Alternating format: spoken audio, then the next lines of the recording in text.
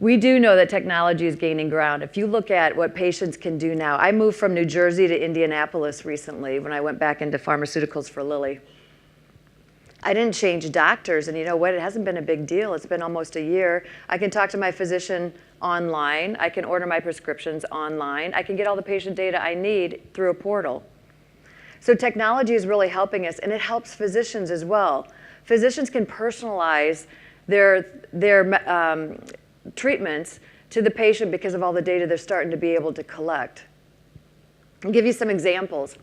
If you look at Alzheimer's disease, now Lilly launched in 2012 the first brain imaging technology. Now I know there's been a lot of failures. They're all over the headlines, and we haven't escaped that ourselves. We've had 5 failed phase 3 studies. We've spent billions of dollars in the industry. But this is the start, and why is this important? Did you know 50% of patients actually are misdiagnosed with or without Alzheimer's? We found that by putting this on the market and actually having a physician, through a study called IDEAS, diagnose the patient and then showing the scan. 50% wrong diagnosis. That can really affect today how we treat patients. Even though we don't have cures for Alzheimer's disease, if we could actually intervene sooner, how much better and slower how much can we slow the progression? But this is also important because when we do clinical trials, if we actually have a selection to say these are the patients that have plaques and tangles, which are the hallmark of Alzheimer's disease, and we can select for those, we can have better outcomes. And we can make sure that the medicines that we're treating for Alzheimer's disease that do work have a chance at working the best. Here's another example, diabetes. So many patients affected worldwide.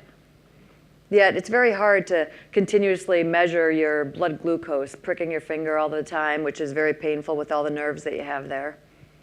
Well, Apple said that they could actually, they see technology in the future to be able to measure your blood glucose levels from sensors on your watch. It may be years away, but can you imagine how much better that will be to lessen the burden for patients?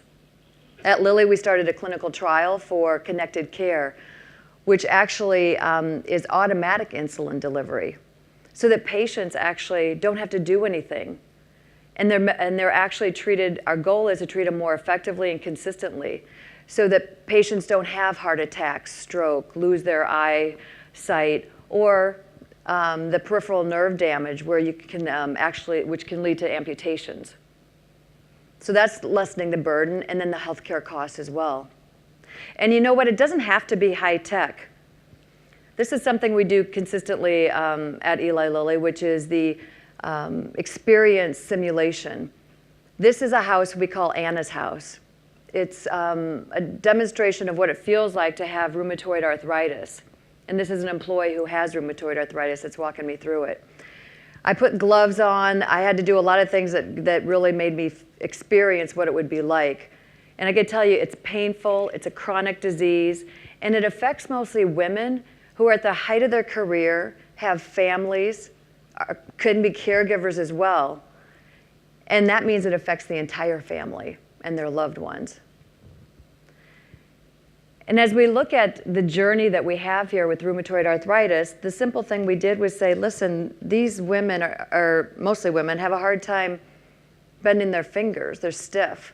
And so what we did is we said, you know, how do you pick up a pill that way?